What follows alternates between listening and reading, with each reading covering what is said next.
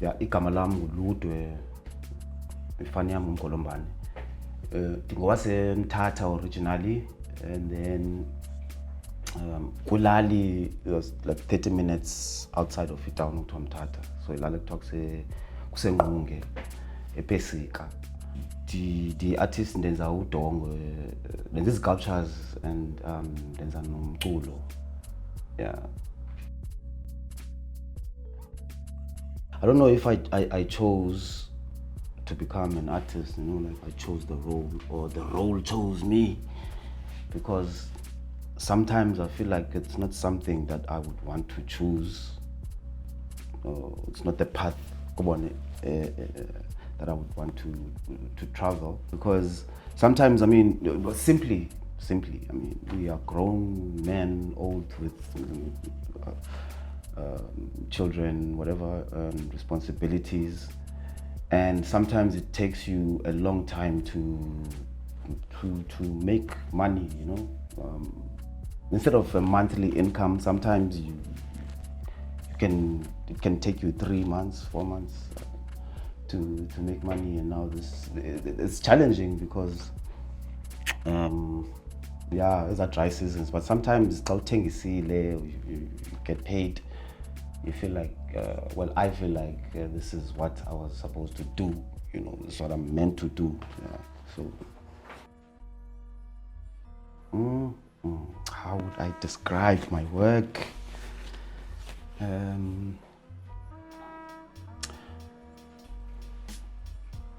It's not like realism, or it's not me trying to imitate nature, or me trying to have answers, or I can't do that. I can't imitate nature, and I don't have answers, but it's real, but it's real, because I attempt to tell people stories, like the human condition in the context of South Africa, or post-colonial or post-apartheid South Africa. And I use the human form, to tell the different stories, of the people. So I make it's portraits, but and I try to add on, because it's sculptural. I use clay and stuff, I'll say there's two sides to the whole process. So there's the whole conceptual side, and then there's the practical side. So it starts with me observing my environment, and mostly I find interest in people. So and then I make sketches of these ideas that come. From the sketch, I then build with clay. Okay, I build with clay, and then I fire it afterwards. But now the building with clay, because I also want to have this texture and on the finished product. So let me show you now. Let me show you. So this is clay. So what I do is I mix it with anything that can burn: grass, straw. So I would mix it with, let's say, with grass. I mix. So why I do this? The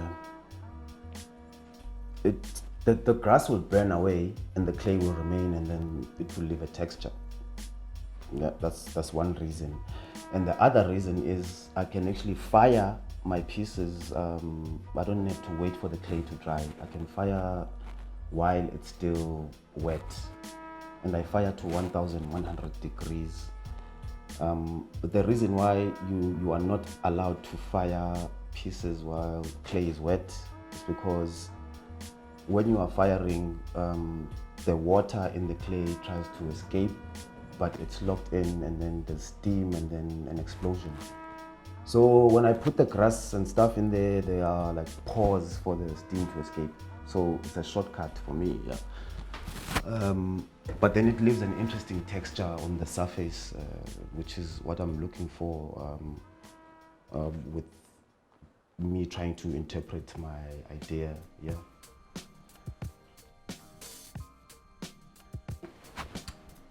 In anything we do, anything that we practice or that we do, we want to do, whatever it is that you are practicing, it's really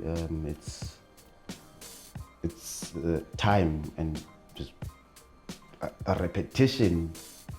It's practice, yeah. So you just have to do what you do and put it out there. You know, whether you exhibit. You know,